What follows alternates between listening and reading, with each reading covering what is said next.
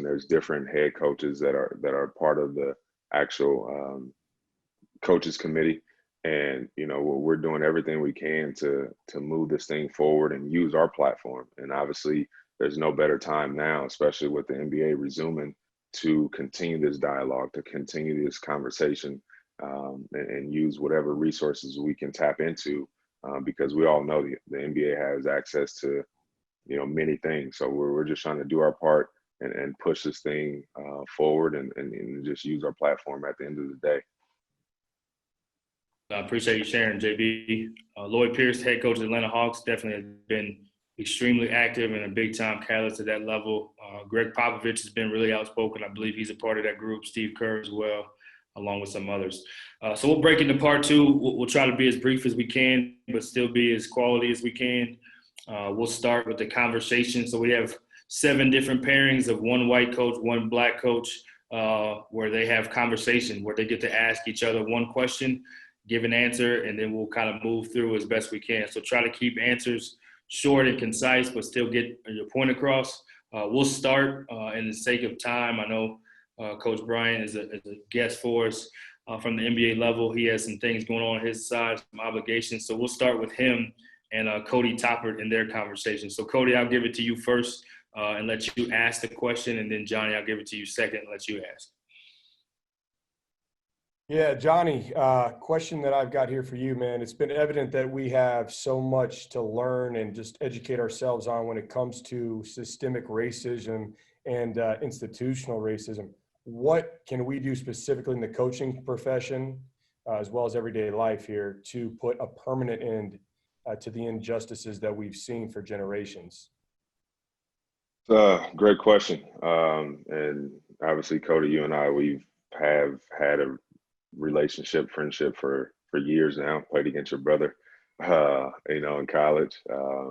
And, I think at the end of the day, it's really about what I kind of said, is just educating ourselves, educating our family and friends, and then just really be intentional on having those conversations. And they're tough, right? And I think the time is now to really put that at the forefront. And you may not come up with the solutions, but just having that dialogue and the more you do it, the more comfortable you be able to speak out about it. And to the point that was mentioned earlier, we're example, whether you're white, black, whatever it is. There's a lot of basketball players who look at white coaches as a father figure or a mentor, so all those roles and hats that we have to wear as a basketball coach are important. So no different than we're teaching our players, defensive coverage or a play or whatever it is, we have to be comfortable stepping out of our box, having these conversations and having this dialogue. And that only comes from, really wanting to act from within. And again, it's one of those things where it's going to take some time, but the more we do it, I think that's where the change ultimately comes. And don't be afraid. Don't be afraid to go to your AD. Don't be afraid to go to your head coach or your president, because if clearly not every institution is focusing on those things. But if you can kind of knock on those doors and sit in front of them and express your concern, and that's all we can do at the end of the day is educate them. And now it's one of those things where the people in power, they can't plead ignorance and say, hell, I didn't know. And then it's one of those things where it's like, okay, now, what are the actions behind it? At our level, like it's one of those things where statements are good, but that's just a bare minimum, right? To say, hey, we don't condone these things. But now it's like, where's the support behind it? What are your actions behind it? And I think at the end of the day, just presenting those questions to your head coach, your ADs, like I said, and your president will ultimately impact those changes. Hey, I'll share something also. Just you bring up like AD and you bring up these different forms. We had a Zoom actually, and all the an all athletic department Zoom, and actually all coaches. I'm talking like everybody. And one of the African-American coaches called out his boss for basically not listening. Basically what he felt was like sweeping his feelings under the rug. And I mean, dude got emotional, and it was one of the most unbelievable things I've ever kind of been a part of there. Just like seeing that, I mean, it profoundly like affected me. Like, I was angry, you know what I mean? I reached out to the guy, I didn't even know him. And, now we've connected, but it was, it was crazy. And then another thing, like you're talking about, like the dialogue, the more you have the dialogue, right? Something that comes to mind to me is also kind of the Me Too movement in terms of, sexual abuse, and how once the dialogue became okay, right? It became easier for other people to have harder conversations and come forward, which is something that, I think is important, because if you don't feel safe in the, having these types of conversations, that's also how they get swept under the rug, and how you really don't understand how people truly feel. Yeah, and to your point, real quick, Cody, it's one of those things where for us as Black men, we have to learn how to be uncomfortable in white settings, right? So now when you actually flip it and you start asking those questions and they don't have answers, now they're uncomfortable. And not to make them feel what we feel, but it's one of those things, it's a interesting sight to see when now all of a sudden, like, there's no answers. And what they thought was doing above and beyond, it's like, no, that's just the minimum. So that's really what it's about. And as we say, you put them on the hot seat. They put us on the hot seat, you put them on the hot seat. And obviously, if there's ramifications of it, then now you know where you stand. And obviously the legal stuff comes in, and with the racial stuff. But it's one of those things that if they really, at the end of the day, if their heart is right, like Jason said, they'll hear you, like you said, but they'll listen, and that's where the change comes. So I'll get to my question. So with the current state of the country in regards to the social injustice, white privilege, systemic racism, what have you learned about yourself? And what have you done? What have you been compelled to do to implement change using your platform? Yeah, I think, to me, when you talk about kind of what have I learned about myself, I mean, I've always known I'm not racist, but what's crazy is when you talk about the silence, right? In basketball as a coach, like I'm a see something, say something guy, and that's easy for me, right? It's easy for me to deliver critical feedback, good feedback, whatever it is. I don't really shy away from that. Obviously, most of you guys know me on here. That's kind of the case. But to me now, when you see injustice, I just have this swell of emotion in myself, and it's kind of like an awkward feeling. I don't know how, it's hard to describe, right? But you want to do something. And in the past, you would see the same thing, whether it was the stuff that was happening in Baltimore, when I was coaching prep school then, and I had a prep school student that was, kind of stuck in his house when kind of the rioting, all that stuff, and the unrest was taking over that area.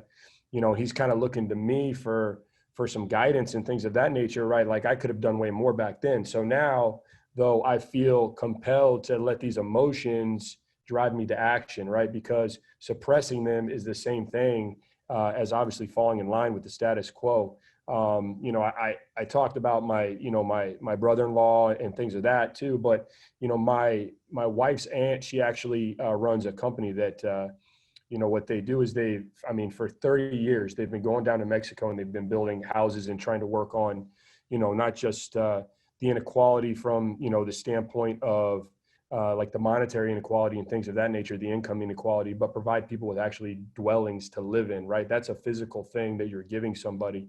And just to see how that's driven their life, right? I think that I've learned so much from that I can take and now apply to being around all these young African-American coaches. And, some things that I think that I'm looking for. Well, first of all, I'm on this group with Carmen Marciello from Siena, Coaches for Change. We're putting together a website. We're doing all this type of stuff. But, what is a website, right? Because we talk about education. So it's going to be a platform for education first, because education is going to empower you to kind of make a step forward and act. Because when we talk about what can be done, the policy level is where things have to change, right? We have to change it through policy. Well, I heard I heard a couple of coaches talking about how they just voted locally, right? I've never voted locally.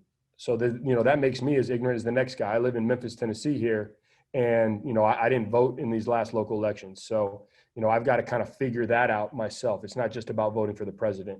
And then on top of that, right, to find out where you can vote, how you can do it, all these different things, to me, that's an overwhelming process. So when you talk about not just, black versus white athletes being registered to vote, talk about Latino athletes being registered to vote, talk about everybody being registered to vote, and then actually voting, right? I mean, it's unbelievable to think that it takes death, right, to cause change. But going back and back and back, it's like there have been so many deaths without change. So at some point in time, those deaths have to mean something. And, my plan is to help educate these players here that we have, but make voting a part of their DNA, right? So use your voice. And would venture to guess that 75% plus, right? We might not want to admit it, but we're not doing everything we can to vote to change policy, nor do we truly understand the issues. And one thing that I fear moving forward is the politicalization of the racial issue. That's what I fear, because I don't want it to become a partisan issue, right? It's a moral issue to me, right? It's not a question of right, left, this or that, because we know what's coming is the media giant now is going to push it one side or the other, and they're going to try to play it back until there's silence again. And to me, that is my biggest fear. So I'm going to do everything I can to make sure that isn't the case. Yeah, it's interesting that you brought up the voting. I actually just filled out my ballot for the primaries today, and at the end of the day, we've had conversations with our mayor here locally as well.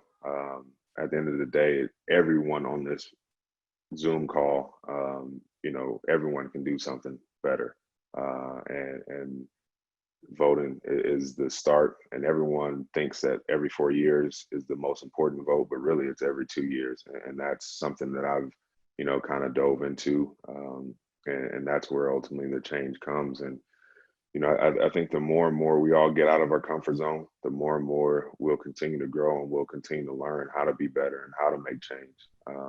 And as I'm talking to you, I'm talking to everyone. Just I challenge everyone on this call to really just look within, and then once you do that, just find something that intrigues you to help impact change. And everybody has their own lane. Everyone is comfortable in their own situation. But if we can listen to coaching clinics and all those things, we can do this to have the long lasting impact. And all the coaches that are on here, check on your players. Check on your players if you haven't. It doesn't have to be, the black players. Some white players may want to speak out and they're a little afraid. So empower your players, give them the platform, let them know that you support them, and let your ADs or presidents know, like, hey, like, our players want to do these things, and you'll be surprised what come out of those conversations. So I won't keep you guys too much longer. I appreciate you guys' time listening, and on to the next beat. Yeah, hey, I'll just close with one thing too. If you haven't watched the documentary, The 13th, it's incredibly important that everybody on here watches it. I'm telling you, Absolutely. Riveting, to truly understand, basically the criminalization of Black people in general, like on a mass level, and the privatization of the prison system. I think it wakes you up to so many things that you don't even understand are even happening. So that's the last thing I wanted to say. Yeah, if people haven't seen it, then they need to watch it. So, and Johnny, man, appreciate you, bro. Always good to rap, man. Always good to catch up with you, my man.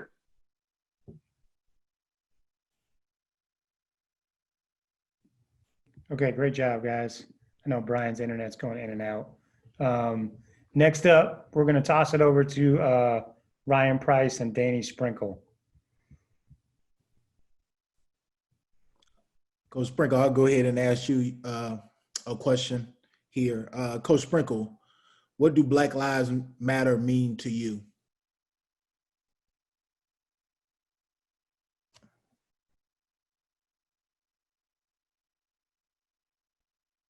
I think he needs to unmute. There we go. Sorry about that. Black Lives Matter to me means that it's a white problem. Obviously, Black Lives Matter to every black person. Now it needs to start meaning something and mattering to everybody. And it hasn't for a long time to everybody. And that's what needs to start happening. If I could sum it up in one word, it's equality. And I can't even remember who tweeted it about a month ago. And they said, all we're asking for is equality. You're lucky we're not coming for revenge.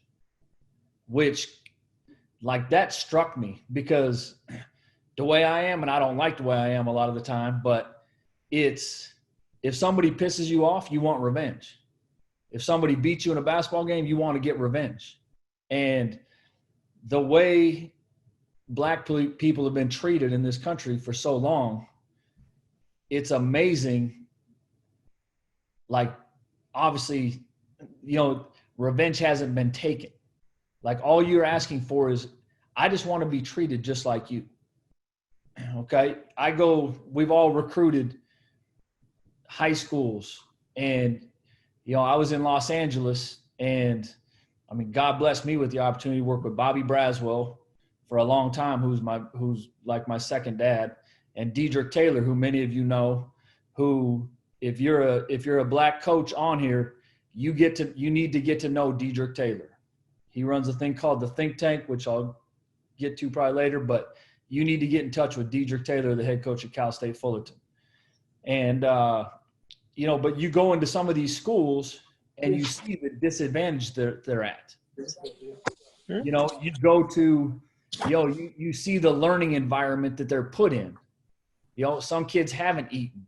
Some of them, it's chaos sometimes when you're going to the classroom, but yet they're expected to exceed at the college level, just like everybody else. They're expected to score high on the SAT, ACT just to get into school.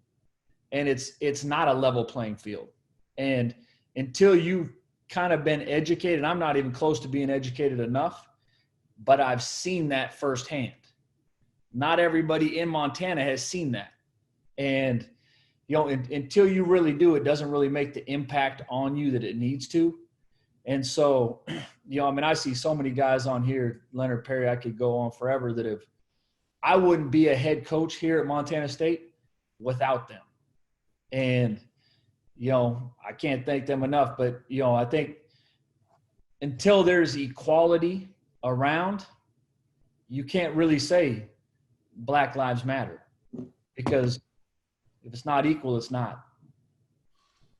My question to you, Coach Price, would be, as a white head coach, what are some actions, specific actions that I could take with, not only my black players, but my entire program, to not just impact change like a couple of people have mentioned, not just for the next year, not just for the 4 years of their career. This thing needs to start lasting a lifetime.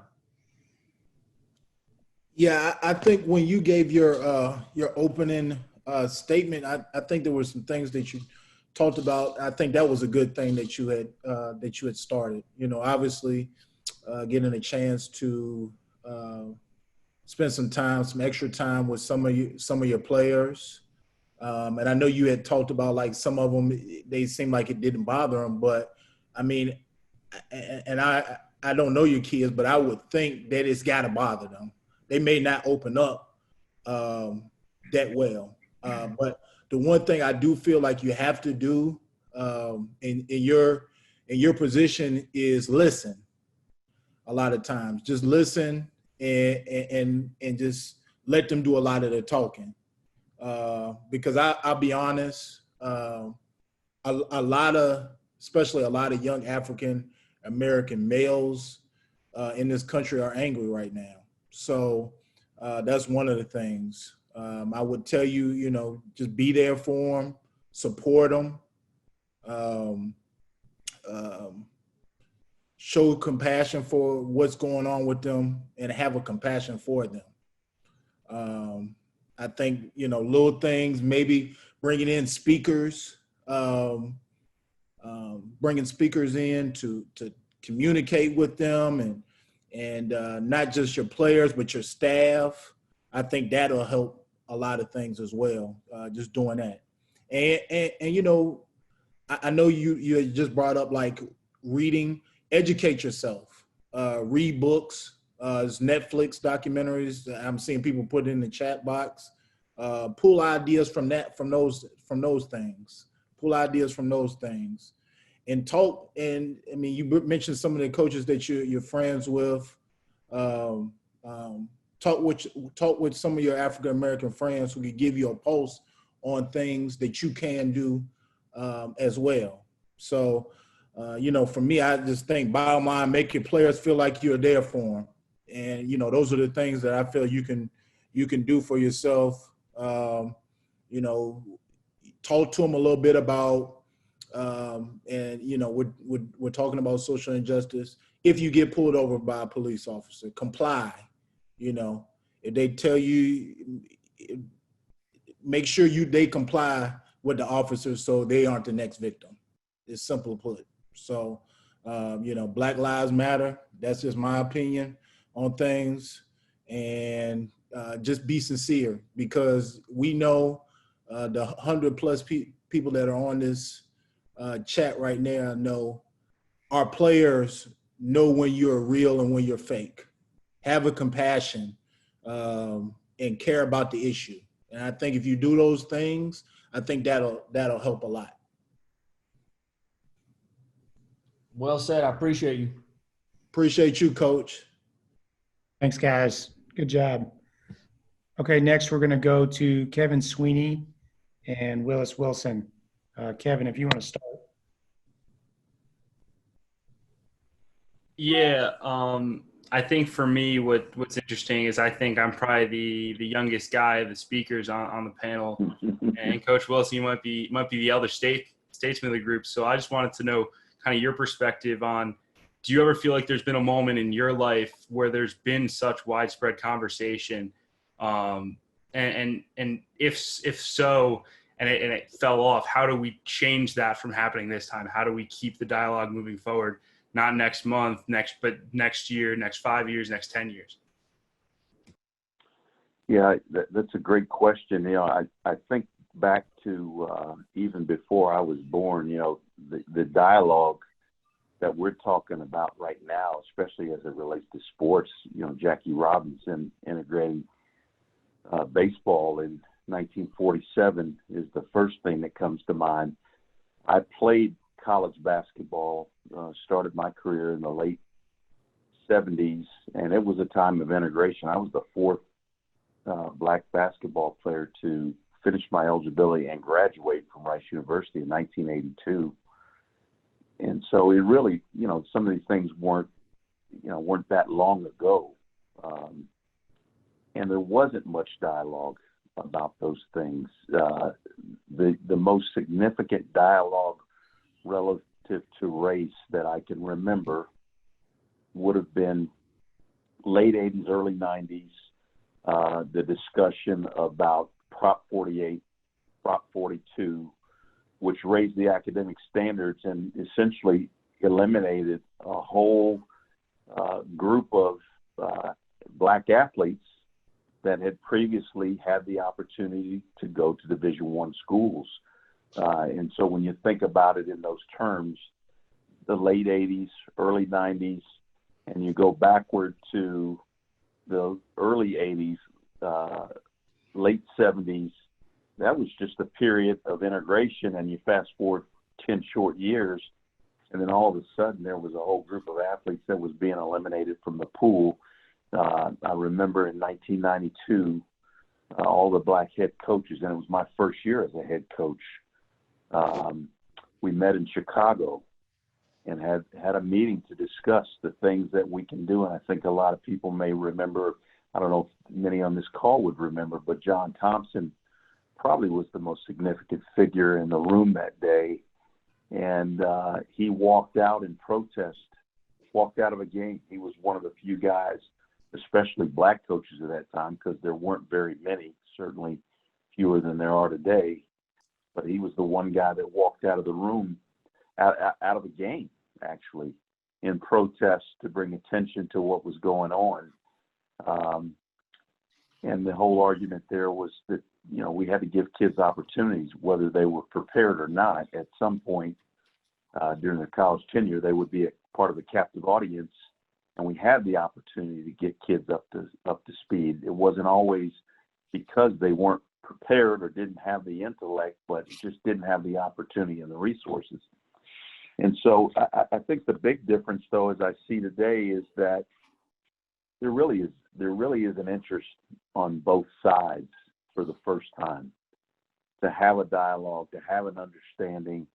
I've been amazed. I've been really proud of some of my colleagues and friends who are white that have shown humility and talked about things in a way that we haven't. I'm talking about people that I've known for 35 years, 40 years, to be able to open up and have a very specific dialogue, not just about what I feel as a black man, but what they feel as a white man, and things that they've been naive to. And I think that has been that's been a revelation, I think, on all sides. And so I think that in itself will help keep this thing going. The fact that people are, for the first time, being honest and having a dialogue about race from both sides. And certainly forums like this, the educational piece, just talking about different things, sharing ideas, is the thing that makes the most difference. Kevin, I want to throw it back to you if I can. And being a young guy, as you are, and a writer, I am curious about your perspective on the disconnect between white college coaches, head coaches who get the second and third opportunity, where black head coaches can barely get the first opportunity, let alone the assistant coaches that don't get opportunities. Can you talk about that and give your perspective and thoughts on that situation? Yeah, I mean, I think it's a number of things. One of the things that I think is very frustrating is, like, there's an idea, whether it's conscious or not, that I think sometimes, like, the burden of proof's on the black coach to prove that they can coach, or then to prove that they are as qualified, even though, you know, the resumes speak for themselves. I think another thing is just guys getting put into boxes. Like, I remember listening to Brandon Goble's podcast when he had, Penny Collins and Tubby Smith on, and Penny said, talked about how, media members will label a guy as just the recruiter. Like, they'll write the story about the assistant coach, and it won't, when they talk about the black assistant coach, they won't write a feature about how he, drew up a great game plan for a big win, or was the guy who, drew up the final play. But instead they write about the kid that they landed on the recruiting trail. And so that just perpetuates a stereotype that's already there and already rolling along. And so I think, from a media lens, the biggest thing like we can do is, sometimes I'll forget that what I tweet out there, just like innocently as a thought, is something that other coaches are going to see, ADs are going to see. And those things, you never know what tweet, what article will turn into something that sparks interest of an AD to put on a list for the next time he's looking to make a coaching hire. So I think, in the media, one of the things that I can do is just try to amplify some of those voices and get guys on podcasts and write stories about people, and make sure that when I get a coach on a podcast, I'm not closing them into a box. I'm giving them the opportunity to share all the knowledge that they have. And I think if we do that, we'll be in better shape. I think as long as there's so many more white ADs and white presidents, it's going to be very challenging. And so I think that's certainly a massive implicator for this, is getting people into higher education, black people into higher education. But just from a media lens, I think just making sure that we're portraying, these coaches in a way that accurately represents what their abilities are would go a long way. That's fantastic. Appreciate that answer. Awesome. Appreciate you, Coach. Yeah, big time stuff, fellas. We'll keep moving forward. We'll go next with Omar Mance and Joe Golding, followed by Richie Riley and Brandon Gold.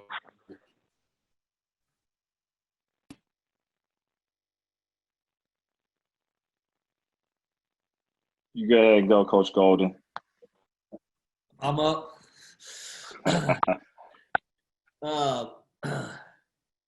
My question for you, Omar, is we both work at a Christian university, or that,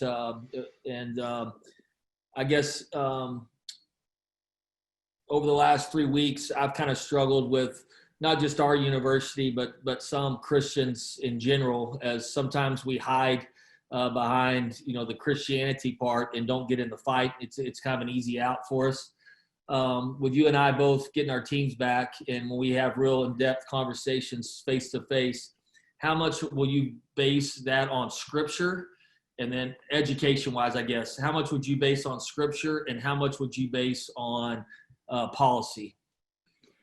Yeah, no, that's a great question, Coach. I really appreciate it, and I think for me, like, your faith is who you are. You wear it on your sleeve. Either it is real or it's fake, right?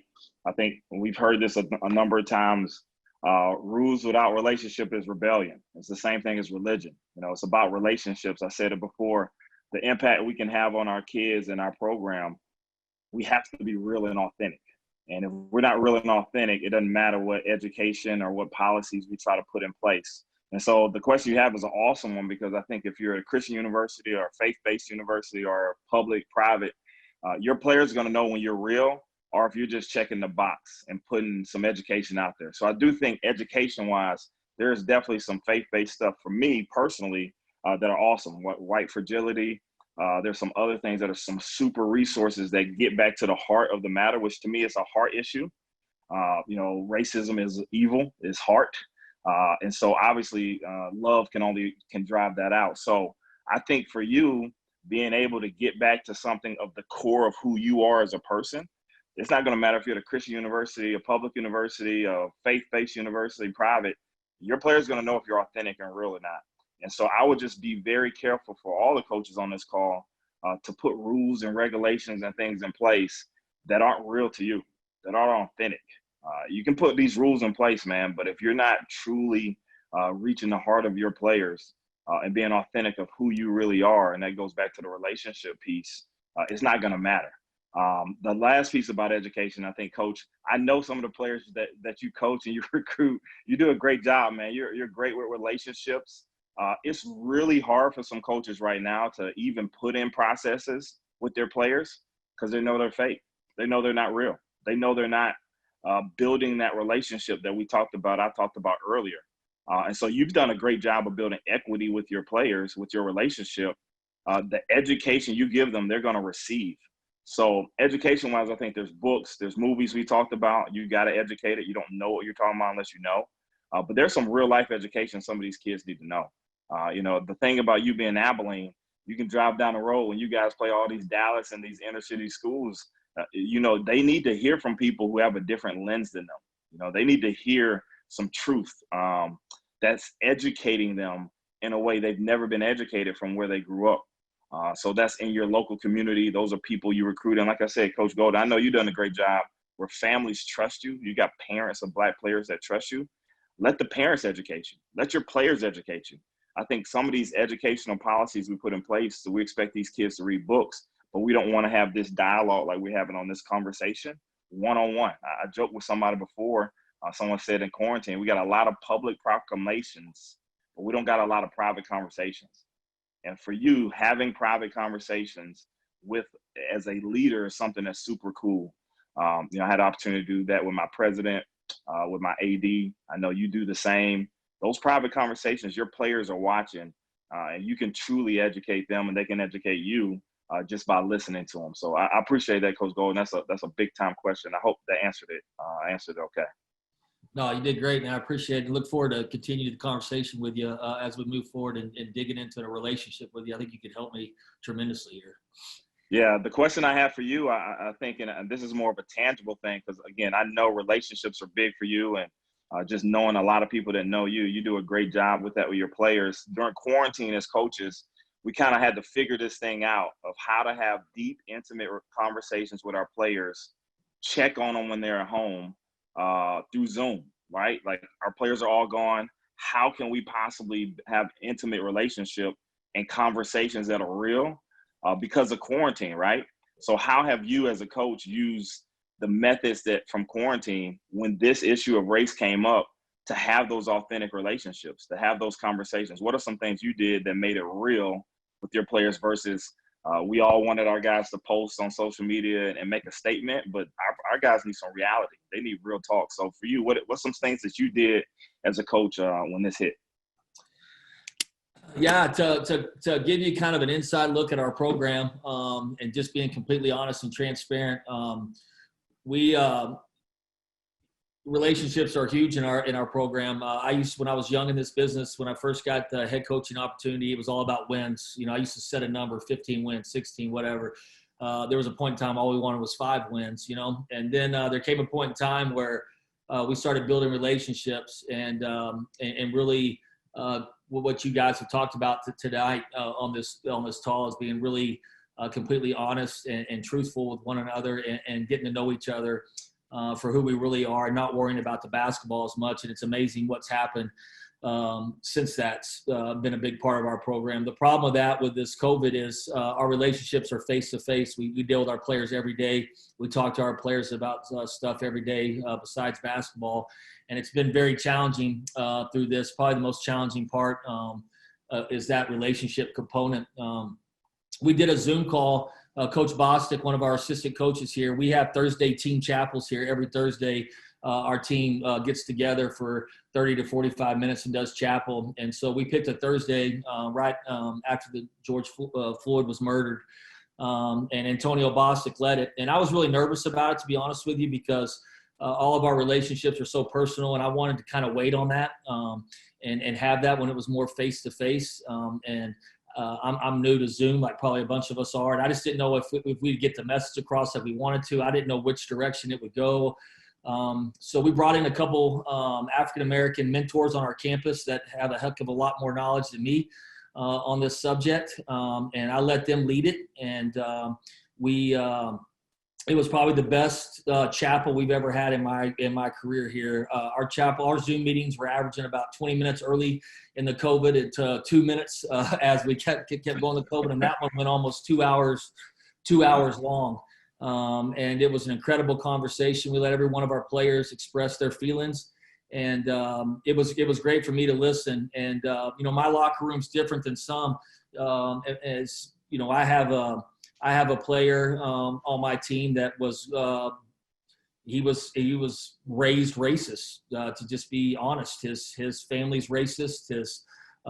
His friends and where he went to school, and I don't think he played with many black basketball players until he got the opportunity to come to ACU. And 2 years into it, he loves those guys like his own brother. When he's in Abilene, the problem for him is when he goes back home and he's got to listen to his family or he gets on the phone. And so he laid his heart out there, man. And it was hard to hear that. I kind of thought that a little bit, but never really got to that point with him. But for him to bring that up, I think it goes to what Coach Wilson was saying. We're starting to have real conversations, and our team loves him more for that because he was completely transparent and honest about how much he loves his teammates and goes to battle with them. And on the flip side of that, we had a player that was in Houston face to face with a policeman and posted it on Twitter. So it was an incredible Zoom conversation. It was really in depth for me to get to know our guys and where they stand. Again, educational at the same time for me. And I think I was fortunate, Coach. We have 10 upperclassmen right now on our team that have been in our program for 3 or 4 years. So I think the conversation could be more real that way than if you had a bunch of newcomers that didn't really know each other or didn't have a relationship. So I think that our team is going to be real fortunate in that moving forward this year, that we have real relationships, and we've had them for 2, 3, and some 4 years, that I think we can have some real conversations and hopefully some real change not only on our campus, but in our community, in our locker room, and continue to spread that message and help. So I hope that kind of answered it, but it's been challenging, but it's also been rewarding at the same time. No, I appreciate it, man. That was big time. I appreciate all you do, man, and how you leading well, man. Great job. No, I appreciate you. And one quick thought. I know you guys are tired of me talking, but to what we were talking about that last question with Kevin, Coach Wilson, I think I can do a much better job, along with all of us that are white head coaches in our businesses, promoting Black coaches in our business. I think so many times I got sick of hearing row the boat. I heard row the boat 100 million times when Richie was in the league. But instead of being in a rivalry with Richie and Coach Wilson and Coach Price, and where we were always going at each other about wins and losses, I think one thing we can do is, I know how damn good of a coach Richie is, and I know how good Coach Wilson is, and on this Zoom call, how many great coaches we have. And I think it's our job as white head coaches to promote those guys in our business on a public platform, and not worrying about what we say of how good they are. It's going to hurt us in recruiting. Screw that, man. We have a platform, and we've got to help these guys. And I think that's the biggest thing. Obviously, ADs and presence is important, but I think there's something on our shoulders too, to publicly praise these guys and how good of coaches we have in our business. Hey Joe, thank you, man. I'm not PJ Fleck though, man. It's burn the boats. I don't want to steal his deal. I got my own. No, Joe, I feel the same way about you, man. Unbelievable coach, unbelievable person. I don't know if these guys will let you leave so you can get out of the doghouse, but you better slide out that pool party, brother. I think it's over, man. Hey, Joe, before you go, that's big time, man. I appreciate you greatly. I appreciate you guys, man, and I am going to head out on you, BB, if you don't mind, man. I got Go ahead. Maybe blow the candles out, man. If you guys don't mind, but I look forward to more conversations down the road, man. If you guys need anything, and let me know, man, and I'll continue to get educated. I promise, man. Thanks, Coach, man. Great job. Thank you.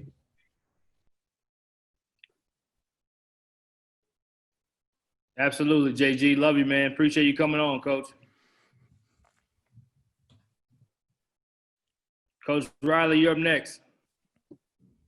All right, Goebel. I'm gonna ask you a question, man. And first of all, Goebel is doing a tremendous job with the platform that he has, and he's built a heck of a brand. So the question I have for you, I think I know the answer already, but with the brand that you've created and how many meaningful contacts that you have, do you feel comfortable talking to other coaches and athletic directors about the lack of diversity within college coaching, especially when we talk about head coaches? Do you feel comfortable having those conversations with people without compromising your friendship or who they may think you are?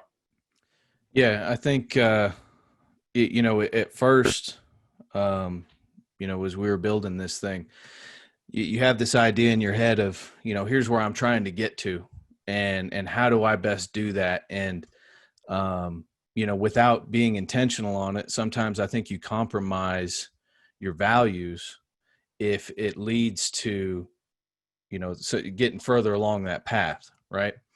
And at some point you discover that your values and what's right are actually the most important thing in progressing along that path. And so, I've always tried to look at it. People get afraid of having those conversations, right? Especially if it's somebody that's an AD, that's another head coach, somebody that could have some influence on them, right? And so the first thing I think I had to get comfortable with was releasing that fear and buying into the concept of speaking truth to power, where you say, okay, if somebody is an athletic director, if somebody is a head coach, this is somebody that could influence something in my life, and being confident in the fact that that truth that you are speaking to power is the right thing, then you just kind of let it go where it may. One of the things that has bothered me throughout this phone call is the lack of white coaches that are here today. I scrolled through it consistently throughout this, and there's a lot of people that I wish were here that are not. As I look across the landscape of college basketball, there's some head coaches, especially at the Division I level, that I have plans on having some phone calls and some conversations with about the lack of diversity in their staff and the lack of diversity in their history as a coach, and not in a way that's accusatory. That doesn't help, right? But it's picking up the phone and saying, Coach, I think you could do a better job, and I want to help you. I want to help you do a better job. I want to help you be a better coach. Like, let me use what I'm good at and what I have available, and give that to you, so that you can diversify your life. You can diversify your staff. You can get to experience some of the wonderful people that I know, and not be afraid to have that conversation, and not be afraid of them saying, go to hell. All right. But if I don't step up and take this platform that I have now and speak truth to power, then I'm wasting it. And what I'm trying to do, is not worth the words that are coming out of my mouth. So yeah, I mean that comfort comes through some introspection and some thought and things like that with having those conversations. But as soon as you release that fear and just be confident in what your message is and speak that truth to power, then it comes pretty easily, and then you can then hopefully get some things accomplished. No question. Great answer. Question for you, Coach. We talked earlier, or I mentioned earlier, about GAs and the lack of diversity in GAs. And I think coaches, there are things that coaches could do to not only identify, great future coaches when they're players, but then help in that process. What are things that you as a coach, when you see a young man, whether it's on your team, whether it's on another team, or just somebody else in the industry, what are things that you can do to, and for all head coaches, what are things all head coaches can do to help lift those young men early, those young Black players that are future head coaches, and get them, moving on to then being future coaches? Yeah, it's a great question. I think one of the things that I'm most proud of is I have a lot of guys that have went into the coaching profession that have played for me and are doing a really good job of what they're doing and have a bright future. The first thing we need to do as coaches, to me, is show guys what true leadership is, so that when they do get an opportunity, that they understand what that is. True leadership is not being best friends and making everybody happy all the time. True leadership has to do with accountability, and it has to do with coaching guys. I tell every family that we recruit and every kid, you come here, you're going to get coached, and you're going to leave here a better man than when I got you. And we're going to win some games, and I'm going to help you get to your dreams and goals. But that's the most important thing that I can do for you, is hold you accountable and make sure you understand what being a man and going and being successful, whatever you do, looks like. And that's something we have to do as coaches, so that they see what being a leader is like. It's about caring and loving for them, but also holding them accountable and pushing them towards greatness. The other thing is they need to – I always talk to guys about this. And I've seen some things that go against this a little bit in some of these Zooms that I've been on, but I want guys to understand the game and understand how to play it, because so much goes into perspective, and it's all about the picture that you paint of yourself. What do other people, especially opposite of your race, see when they see you, how you present yourself, how you coach the game, how you move? And it matters. And I can't stress that enough. In this business, it matters. Fair or unfair, it matters. It matters how you carry yourself. It matters how you present yourself. And I talk to guys about that all the time. It's about the audience that's seeing you.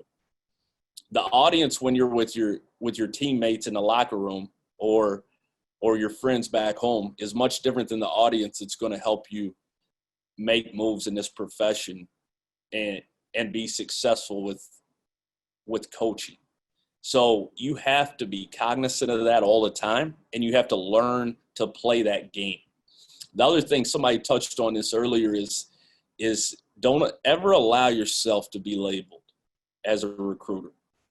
I fought tooth and nail to not ever be labeled as a recruiter, and it was hard. Now, let me preface this. I became assistant at Coastal Carolina, at Eastern Kentucky, at UAB, and at Clemson because my ability to go get guys that were really good players. That's how I got there. But I didn't ever sacrifice or ever allow anybody to put me into that label. I demanded as much as I could because I wasn't the boss then, but I begged and borrowed whatever to let me have scouts.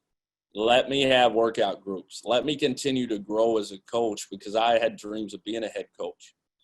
And I knew I had to always get players above my level, and I did that. But I also wanted to grow as a coach so that I would be ready for the opportunity if I could ever get one.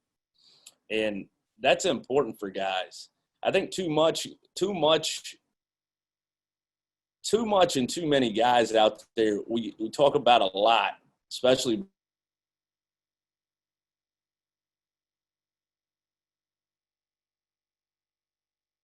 black assistant. I can do this, I can do that. It's great.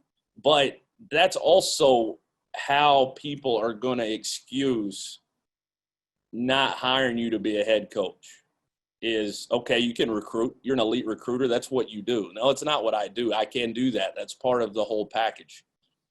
But I'm equally as good a coach, motivator, leader as I am recruiter. And I think that's important.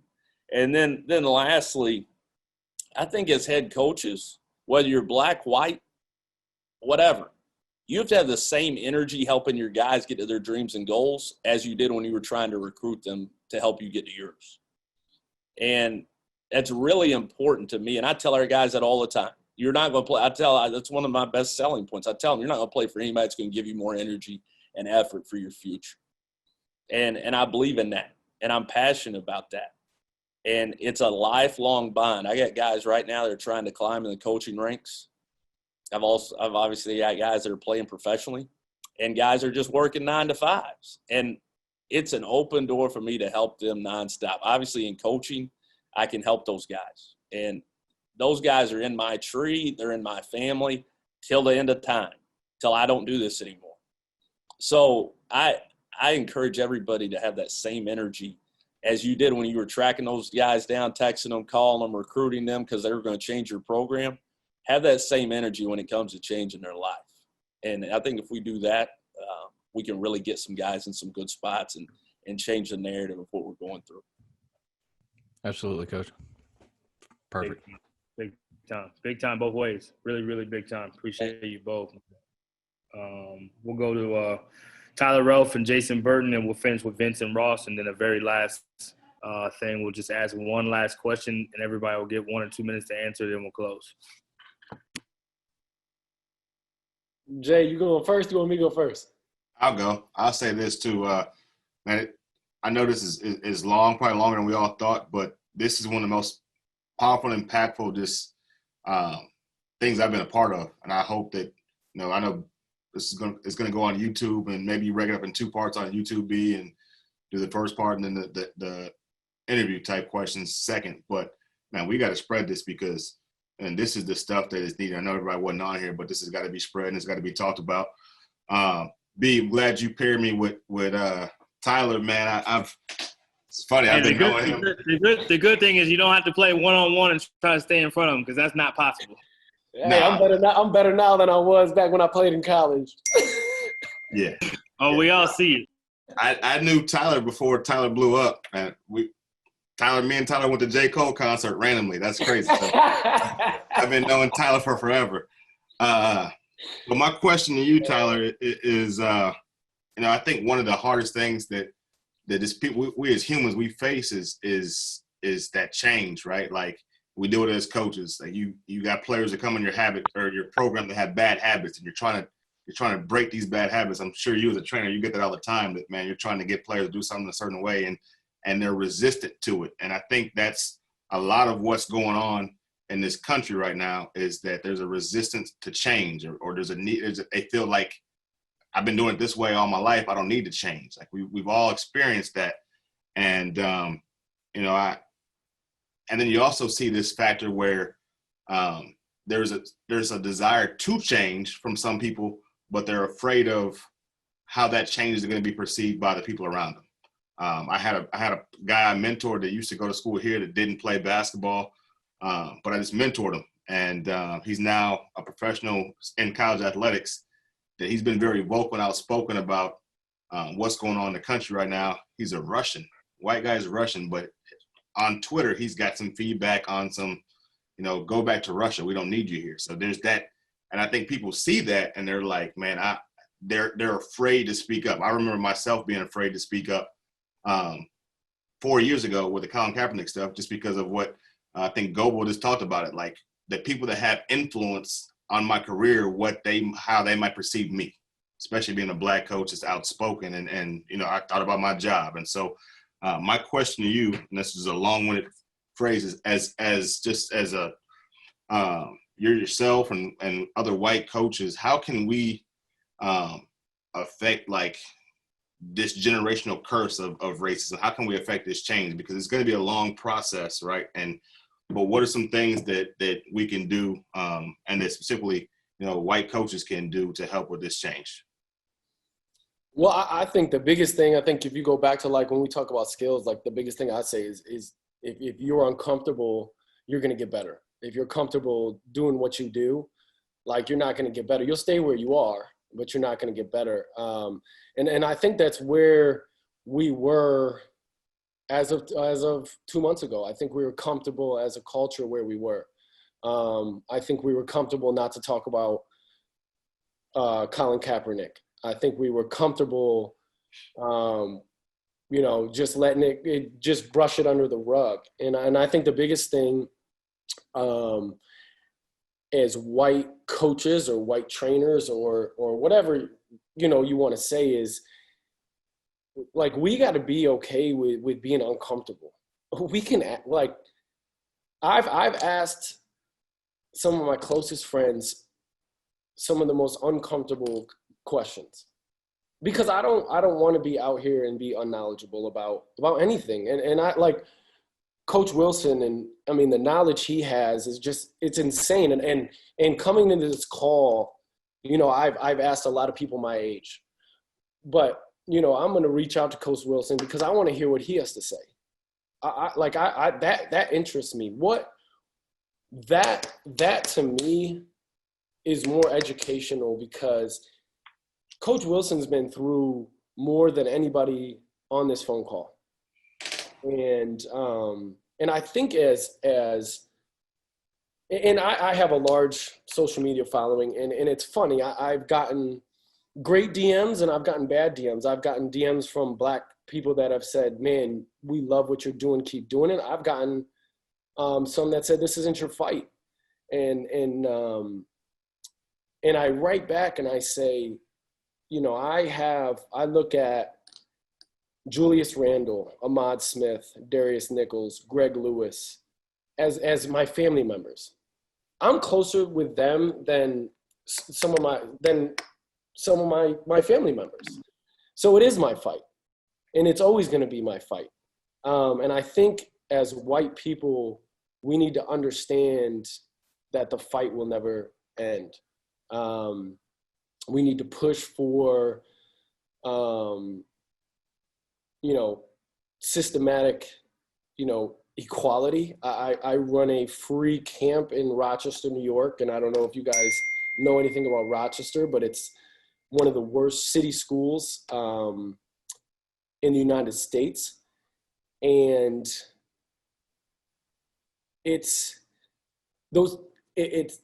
and I played and I grew up with a lot of kids, and I look back and I didn't do enough as a player. I didn't do enough for those guys. And one of the reasons I go back and do it is because of that. But it's amazing to see, if you go to one of the suburban schools in Pittsford, like Pittsford, New York, where I grew up, and just how easy it is growing up in Pittsford, New York. And then you go to East High School in Rochester, New York, and they have no chance. And it's really sad, and it's hard. So it's one of the things that I'm trying to do is talk to the mayor of Rochester and figure out a way to make this camp become something that pushes the Rochester city school system to be better. I don't know how that I'm going to do that. You know, I anything I do, I try to throw my passion into, and it's funny. I feel like, you know, for me, I have a great way of interacting with kids. And I think it's because of my passion. I think it's because they truly know I care. And I think as white coaches, and like I said before, two of my god kids are Black, and I've had uncomfortable conversations with them about what they go through every day. And I would have never had those conversations 3 months ago. And I was really ignorant to a lot of stuff. And like Cody said, like, I'm not racist by any means, but by not speaking out, like, I look at a lot of my white quote unquote friends differently right now, because we all have a voice. And if they think this is just a Black thing, they're insane. And I'm a Christian, and God made us all equal. And I'm going to live by that for the rest of my life. And I'm going to push that every single day I walk this earth. And I'm going to use my platform the best I can to make change. And, you know, my goal is for, you know, my god kids, when they turn 35,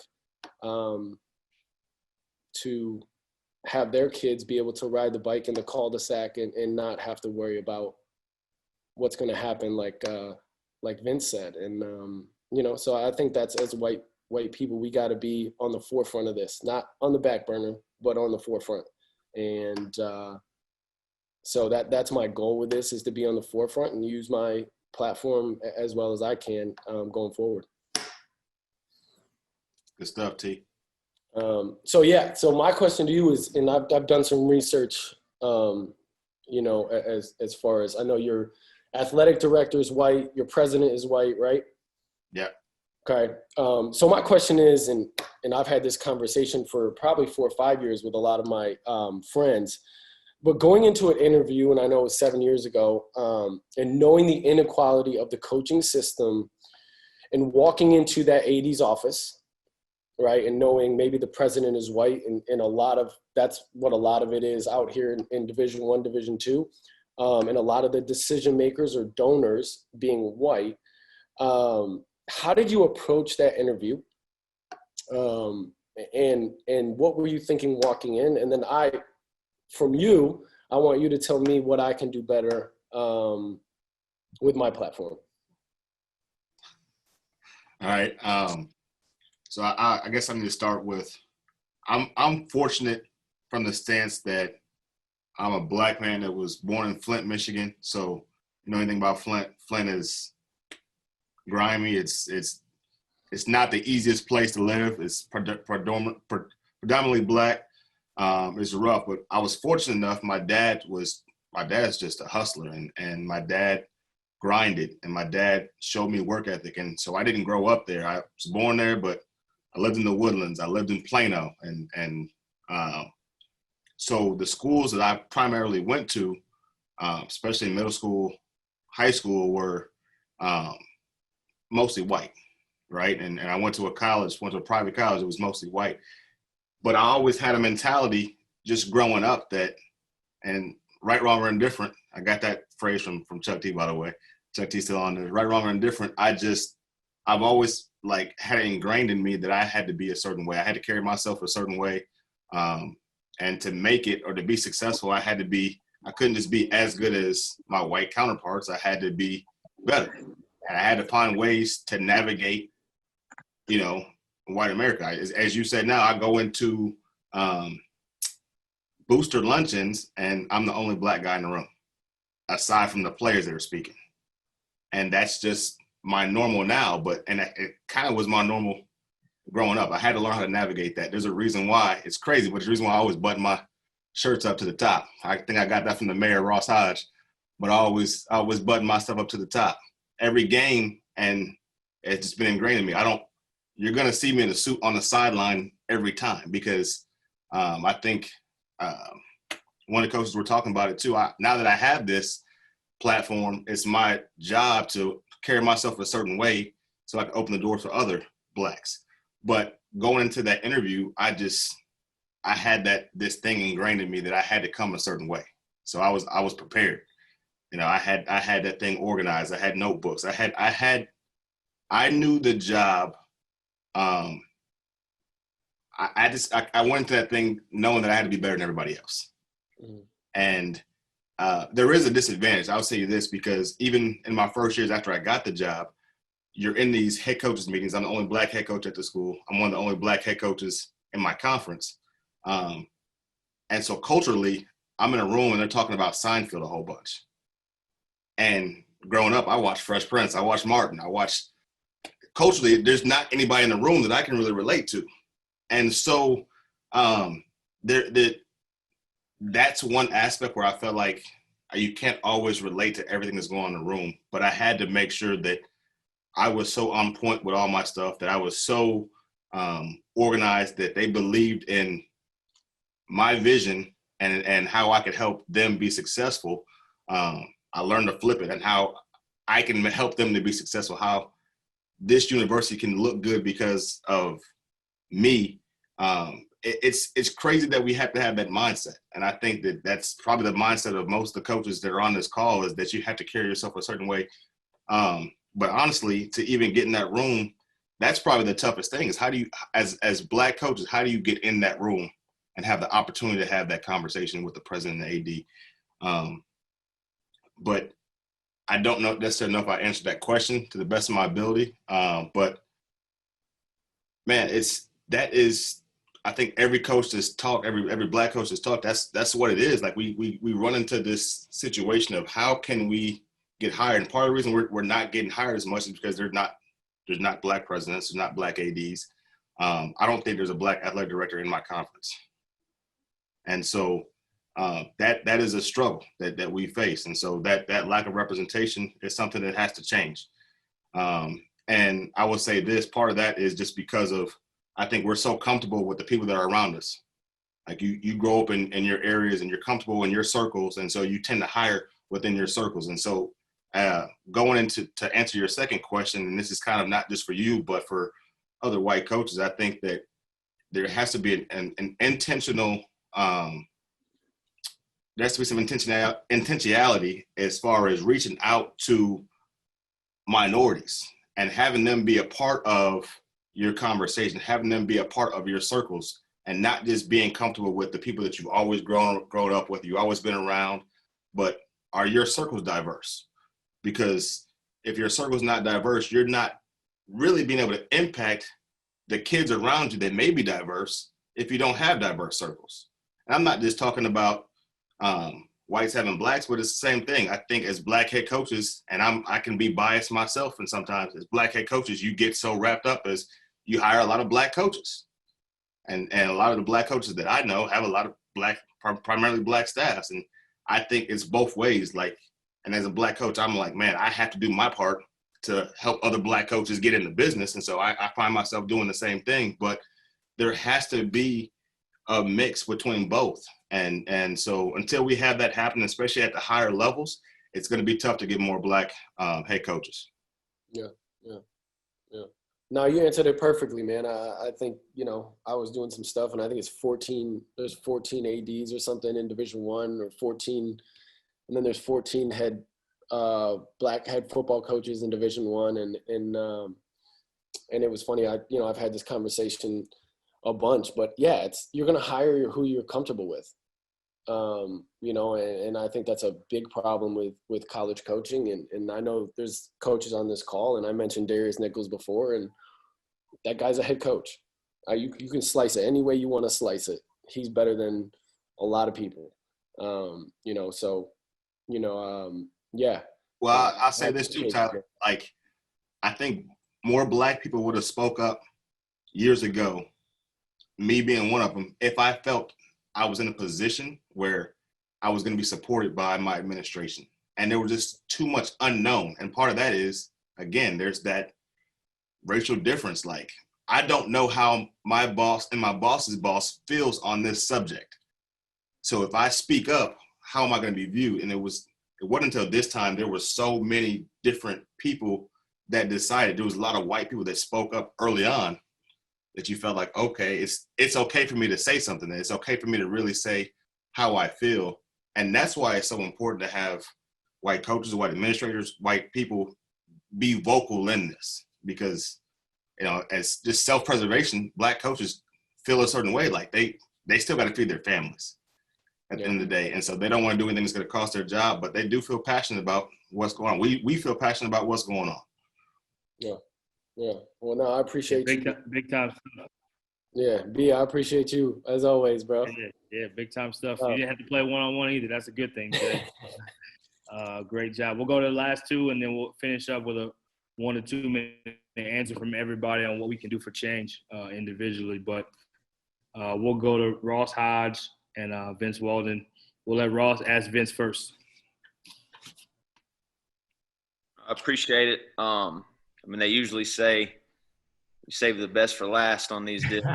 Coach Wilson went about 3 hours ago, so he was by far the best. But Jay, I graduated from Commerce, where Jason is the head coach at now, so that's my alma mater. So obviously, I'm like super proud of you, man, and super grateful for everything you do for that university. I know how much you pour into it. And you said, you know, you felt like you had to be that much better than everybody else. And if you start out the season 26-0, you are that much better than everybody else, my man. So congratulations on that. Tyler, enjoyed your perspective. And like I said, Coach Wilson, really appreciated your insight on this deal, man. Learned a lot from it. I haven't played against your teams before, but I've watched your teams a lot in preparation for maybe common opponents that we had, and I always appreciated how your teams played, man. And to hear you talk and hear your heart about all this stuff was awesome, man. So I appreciate you too. My question for Vince is, for our players, and we've had so many conversations with all our players throughout this period of time, and also for young professionals, young Black professionals, that maybe have had different experiences than what we've seen in the news and some of the tragic, terrible, disgusting, grotesque experiences. Maybe they personally have not experienced that. And, you know, as you're kind of talking through these things with some of our players, even some of them, they have not had a negative experience with police.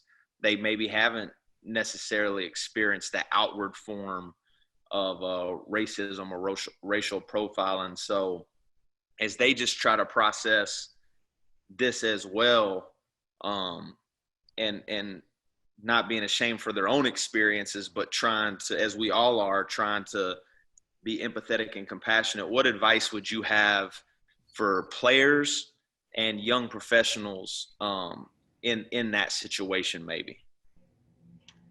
You know, I think, great question. Here's the thing.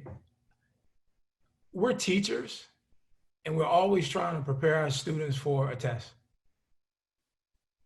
At some point, that young person is going to face the test. And unfortunately, in the Black community, we've had to have the talk, whether that came from a coach, whether that came from a parent, whether that came from someone that was within the community that was a part of the village, that would try to equip and prepare you for when you do have an encounter with a police officer, or when you do have an encounter with racism. As much as we practice, hey, this is how you beat the press. Hey, man, this is how you're going to guard the ball screen. We have a scouting report that we give our players, regardless of level that we coach at, to try to prepare them for the test. And if we're not, I think Coach Mance said earlier about how we get a chance to pour into our young people's lives. The greatest opportunity I think we all have is we get a chance to speak into their life. And we don't want to necessarily speak the gloom and doom that we may have seen portrayed a month ago from today. Most of them haven't, if they're still here, then obviously they haven't experienced that. But they might experience, as you said, Ross, some level of it. Whether that is, I get on an elevator and someone clutches their purse a little bit tighter. If a police officer does get behind me and those blue lights go on, man, my heart will drop in a minute. And so for me, I never forget I got stopped. And I was so convicted, and this is what I did. I was so convicted. You guys may remember there was a young man who was murdered in Minnesota, and he was kind of reaching across his person to grab certification for carrying a weapon. He communicated it. He was compliant. He was yes, sir, no, sir, at least from my understanding and what I viewed. And I was so convicted, man. Everything hit me all at one time. And I forget, and this is how I work often. I got 3 children. My wife homeschools our 3. I would go home from the office, give them baths, hang out, put them in the bed. I would go back to the office. So I spent time, hung out with the family. I would go back. I might be at the office for a couple more hours, write my letters. And I never forget one night she called me. She said, hey, babe, before you come home, can you stop by Walmart? I go to Walmart, pick up what she needed, got lost for probably there a little bit longer than I should have been. I'm on my way home and I get stopped, and it's probably around 12:30 at night. And I never forget thinking, let me cut the lights on in my car so that the officer, regardless of whether it's a male or a female, will feel safe. Let me pull into this well-lit area. And all in this time frame, I'm thinking I can't reach across my person. In that short amount of time, I was able to get my wallet, my phone, everything on my dashboard. So here I have a pair of headphones. And so as I'm holding the steering column, I don't want to reach here. I only wanted to reach here. And so my hands will always be in plain sight of that officer. And I was so convicted, man. I went, and this is what happened. The officer was talking to me. He thought I had drove across the thick white line at the red light. He was communicating with me to keep me talking, to see if I had had a few beverages that I shouldn't have had while operating a vehicle. And I said this to him. As soon as he came to the car, I said, officer, hands on the wheel. I just want you to know that I'm complying with everything you say. Man, really? Yes, sir. And as I went, hey, can I reach and grab my ID? Yes, sir. I thought I took some of the intensity off of it. It's 12:30 at night. I turn all the lights on within my car. I want to get home safe, and I want that person to get home safe too. And I want my experience on the side of the road to be as quick as possible. So I was so convicted, and I told the office, I said, hey man, you did a good job. You're trying to see if I've been drinking. Haven't been drinking. I just left the office. This is where I work. I gave him that very quickly. Okay, hey man, I ran your stuff, coach. It's all good to go. And I asked him for a card so he could come and speak to our players so we could have a mock being arrested on the side of the road and how quickly that exchange could be. We got to arm our guys, man. We got to get reps. As many reps as we get at shooting the ball, at dribbling the ball, and at passing the ball, we got to get reps for our young people for when they do get stopped. And while I have the floor, I'm going to just say this last piece. For Coach Wilson to have accomplished becoming a head coach at the Division I level is almost miraculous, man. The institution of racism that we keep talking about that's in place, I want to give him his flowers while I'm up here. We talked about all the things he said. It's hard, and we all have seen it. And so for us to deal with the racism and see it, what are we telling our guys? We got to educate them on it. We got to educate them so they're equipped and prepared, because at some point they're going to be stopped. But it's also, in my opinion, there's a talent to not being stopped as it relates to us. I'm out there at 12:30 at night. Well, we tell our guys don't be out there at 12:30 at night. So I was able to speak to a very personal deal, say, hey man, handle your business for midnight. You know, the old folks used to tell us, nothing good happens after midnight. Well, here I am. Wasn't in any wrong, but I got stopped, and I was able to really get a good rep, and I was able to get home safely. And here's the thing. We're measured as coaches and our players. We measure our players on how they perform. and their greatest performance might be on the side of the road, whether they get home or not. And that's scary, man. That's scary. And raising 2 brown kids in my own house, I think about it often. Man. And so we just got to make sure that we equip our guys and have a sense of urgency. It's a big deal. It's a big, big deal. And our guys clown and we have fun with them. We got to make sure they're going to follow our lead. We got to make sure they know how big of a deal this is and how great of an opportunity we have right now to inflict change upon our nation in a good way. So I hate to get on. I hope I wasn't preaching too much, but I had to make sure I spoke to that in the right way. No, This it's great, man. This is a question I have for you, Ross. Ross, you're my guy, man. I love you.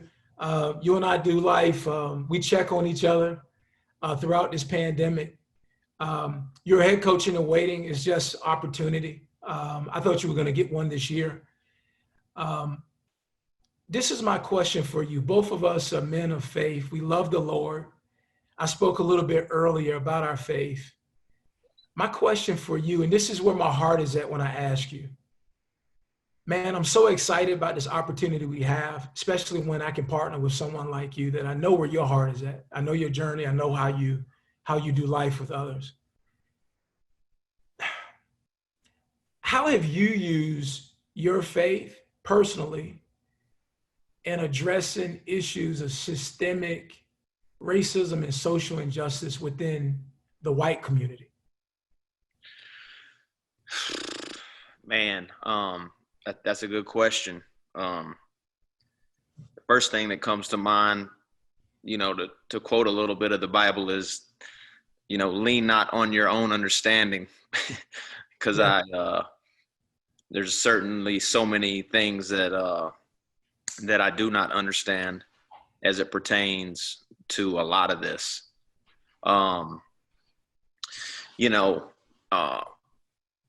I think you can't be someone that overtly claims to love Jesus, to be a Christian, and still sit right with the things that have happened recently, that have happened 2 years ago, 1 year, that really happen every day.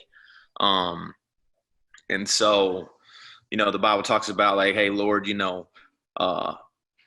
hurt my heart with the things that hurt yours.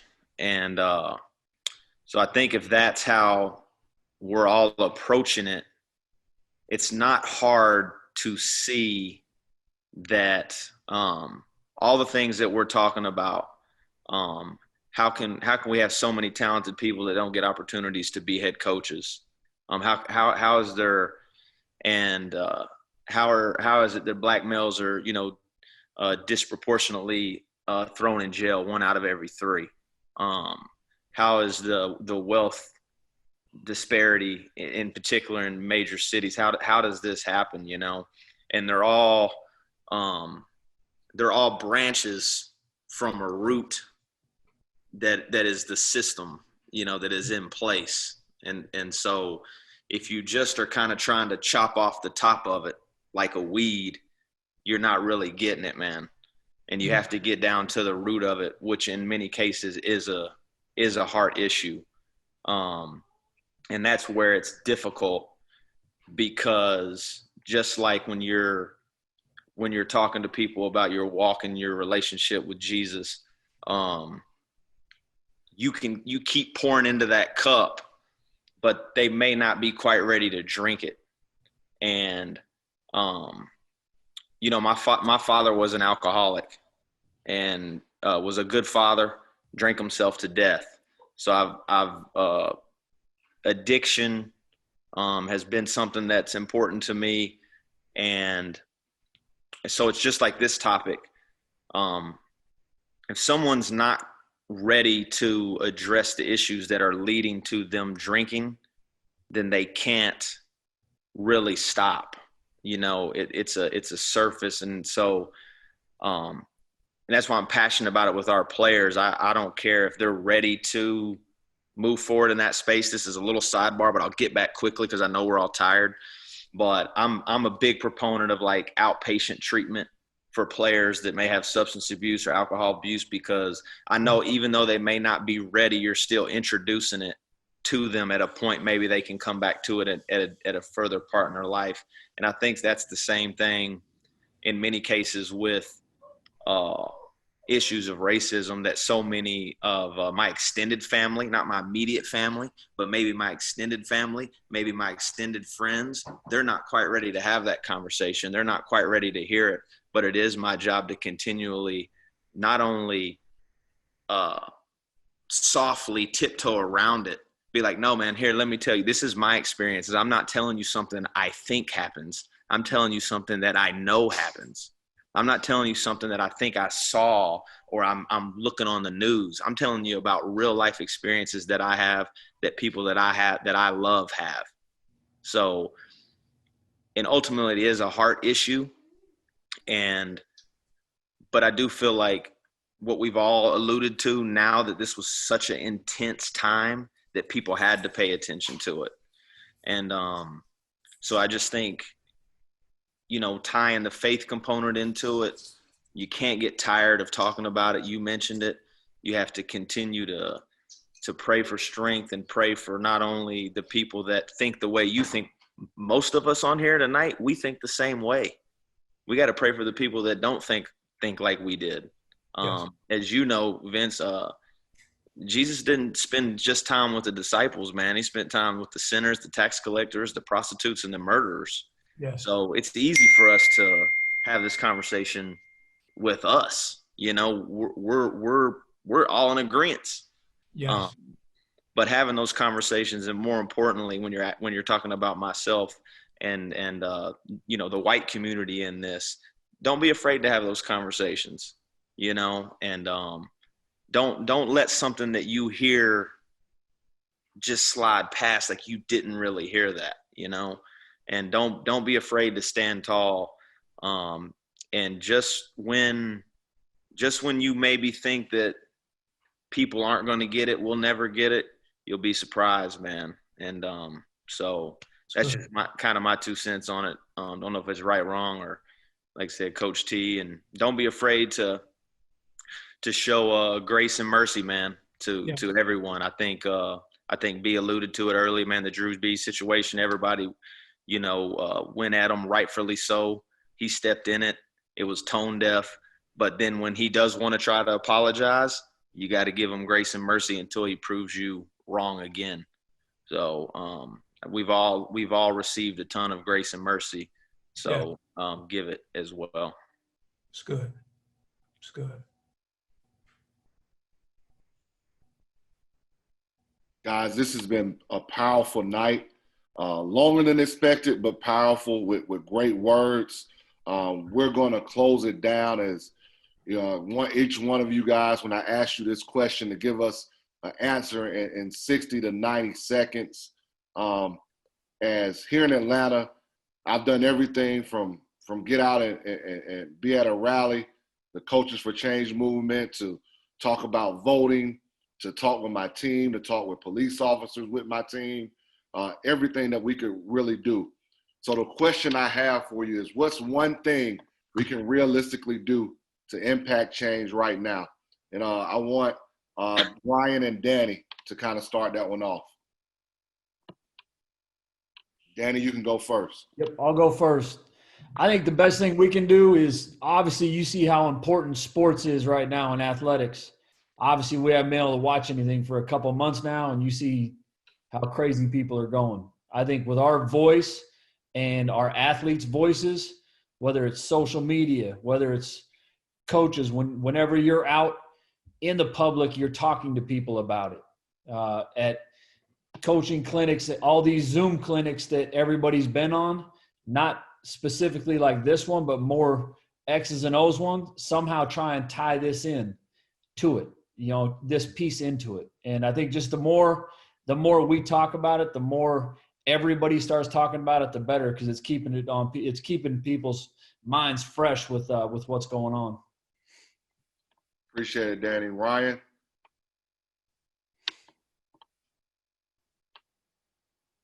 Did we lose Ryan?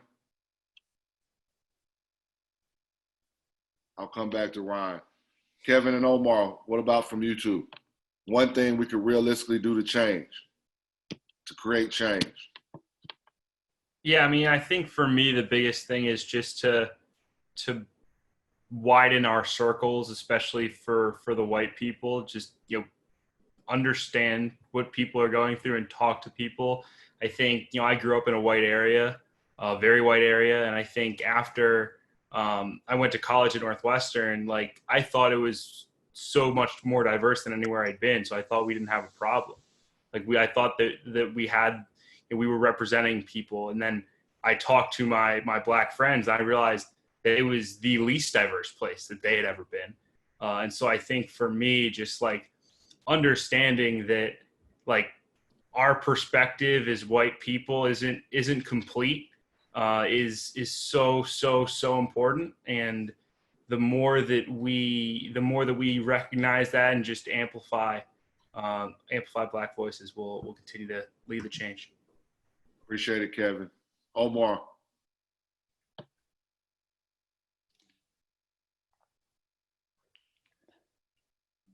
Coach Huff. Yeah, go ahead, Ryan. I'm sorry, y'all. My phone had my computer. I got booted out with my computer, so I had to rush to another laptop. Can you repeat that question one more time? I'm sorry about that, Huff. Yeah, what's one thing we can realistically do to create change right now? It's got to be action. I don't think it can be really so much as us just doing a bunch of talking. I think it's got to be a lot of action. I think we're in the right steps in terms of protesting and those type of things. But a big thing, and I know a lot of coaches have talked about this tonight, get out and vote. We got to encourage others to vote. If we do those things, I think that will help with change. Brandon.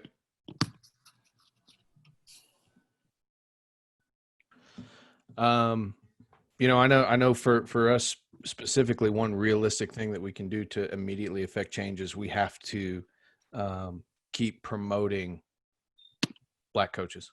We have to keep shouting out names that need to be heard so that the people that make the decisions hear them and get to the point where they hear them so much that they start making some of those decisions. And there's this perspective, I think, sometimes that if we get up there, and I got blasted for this week here, as I start tweeting about more black coaches and stuff. And, what's your problem with white coaches? I don't have a problem with white coaches. Ross Hodge is my guy, right? Like Ross Hodge is going to be a head coach soon, but I need to talk about our other friends and brothers and coaches that don't get lifted up in the way that so many white coaches do. White coaches wake up every day with a head start because they're white. And so, like they talked about in the video earlier, getting on that golf cart and catching up. We got to help catch up. So we're just going to keep talking. We're going to keep saying names and we're going to keep shouting them from the rooftops until people start listening. Thanks, Brandon. Omar. Yeah, man, that's a great question. I think the biggest thing, build something that outlasts you. Build something that outlasts you. Like for me, I talk about my dad's legacy and the man's mantle down there, man. He built something that outlasts him, that every single player that he coached is impacting lives in a way that transforms. So right now you have an opportunity to put systems and policies in place through your university. Someone said it before, it's truth to power. If you can establish truth right now to those that actually make the decision at your university from a leadership perspective, build something that outlasts you that you can pass down. We call it discipleship or mentorship. We disciple the young men that come under us. God has called us to do that. Coach Wilson discipled and mentored me. Now I'm a coach. I put it in the chat. He's the first black coach in Rice history, any sport. Now I became the first black coach in Trevecca history, any sport. And for him to pass that down, now I got to pass that to my players. And so for right now, all you coaches, you want to affect change, it should affect change by building something that lasts beyond you, passing it, discipling your players in a way that they reciprocate what you've already done. And now's the time that you can do that. Powerful. More than wins and losses. You're right. Jason. My thing is be intentional. We wake up every day and we're intentional about something. You know, especially as coaches, we have so many things we're intentional about, whether it's recruiting, X and O's, getting better at this, getting that at that. But be intentional on this right here. This is something that is not going to happen in a day, in a week, in a year. So we have to consistently be intentional about this. And I'm talking to everybody. I'm not talking to just white people. I'm talking to everybody, because Black people have certain ways that we see police officers. It's been ingrained in us for years. So we have to be intentional about how we interact, how we build relationships with people. But we have to be intentional about doing our part to eliminate biases, to lead with respect and love, and to it's got to be important to people. So being intentional in your day-to-day to not let this be something that is just talked about for a couple of weeks during the coronavirus, and then when things get back to normal, do we forget about this? Thank you. Vince. Yes. Again, Coach Huff, B, Adam, thank you so much, man. Unbelievable. I'm blown away. And all I kept thinking about was this. We got to come back again. I think we have to. I think some traction and some momentum was created tonight. And I don't know if that, and somebody else can help me with this. Does that mean we come back together and we invite 2 more people that can be instrumental, that can partner with us to continue to move this thing forward? Does that mean that we invite athletic directors, not so someone can get up here and try to interview for a job, but people need to hear this information. They need to hear this information. We got to continue to keep leaning in on this. And again, I just want to continue to encourage everyone to take care of yourselves. We're undertaking a very physical and an emotional and spiritual task right now. So when I talk about that racial fatigue, man, it really blew me away, because it's good people just like on this call who were committed to it that just burned out from it. It was carrying the burden too much. So make sure that we are continuing to check in on each other. But I think, Coach Huff, we got to do this again at some point, maybe a little bit earlier for the East Coast guys. But I think bring us back, invite somebody, and maybe you guys, just like we had a few special guests tonight, have some special guests of some real influences in college basketball. So appreciate you guys. Blessings, man. Stay healthy, stay safe. Thank you. Ross. Yeah, just to echo the other guys, man. I think Jason said it best with being intentional with our actions and our conversations. There's a lot of noise right now, as we all know. There's a lot of distractions that can actually take away from the positivity of the things, and it can get politicized, and you can see a lot of crazy stuff on Twitter. So I think staying the course, going with what you know is right in your heart, not being necessarily maybe brainwashed with this and that, and a lot of what can be positive can be turned into a negative very quickly when it gets hijacked for the wrong reasons. And a lot of us coaches we spend a lot of time on social media, man, and I'd encourage you to take a break from that stuff. If you haven't, you'd be surprised, because there's information pumped out for a reason, and in a lot of ways it's to divide what you have right here as a unified force that can do a lot of good if it gets turned the wrong way. So like I said, and keep learning, man. Keep having uncomfortable conversations. Don't just talk to people that agree with you. Talk to people that don't agree with you, and you don't agree with, and try to understand why. But I appreciate it, man. It was an unbelievable platform. And I like what Vince said, man. And I would, I think we do it again, man, and give the platform to other people and just grow and build it that way. Thank you, Ross. Thank you, guys. Tyler. I think, for as far as where I go, I think it's action with our youth, giving them a platform to speak, giving them a safe place where they can speak. And I think this is great that all of us are here as adults and can speak, but I think our children and our kids also need that platform, and they need to talk to, us about what goes on in their lives, whether it be a white kid, a black kid, whatever. I have, other trainers with me that are black. And I think, even listening to this tonight, I think one of the things that I want to do as far as an action is create uncomfortable conversations with our youth, with our high school kids. I have kids from Frisco, I have kids from South Dallas. So, educationally, I think they all can learn from each other. And I think that's how, we create change is learning from each other, learning,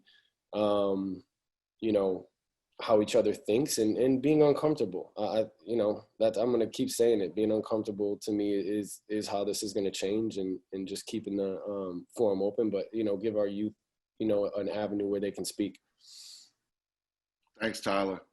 Coach Wilson, you're the last man up. All right. Hey, I'll make it quick. For great reason, Coach Wilson. We want to make sure we end with you. We appreciate you staying on too for as long as you have, Coach. You've really been a pivotal part of this conversation. Well, I want to thank you guys. This has been awesome.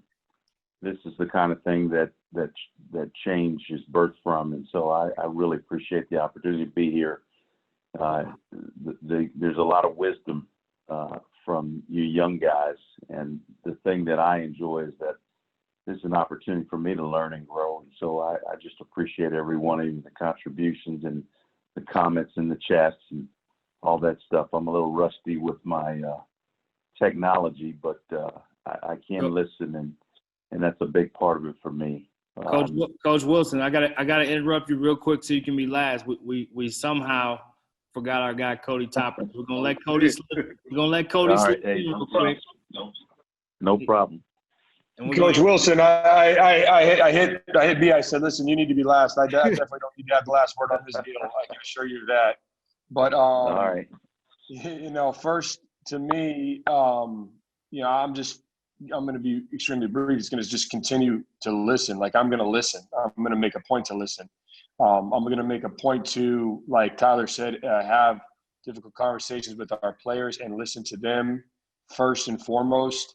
And then I think from there, it's going to be about learning how to use my platform, but also teaching them, the best ways to use their platform. We all have a platform. These players have a platform. I mean, heck, bad players now have 20,000 Instagram followers. So to me, there's a voice out there that they can use, and to use that to keep this conversation going. Because if the spotlight drifts, I fear that this whole subject will, kind of be frozen in time, and that's something that I personally, can't allow to happen. So, all right, Coach Wilson, it's all you.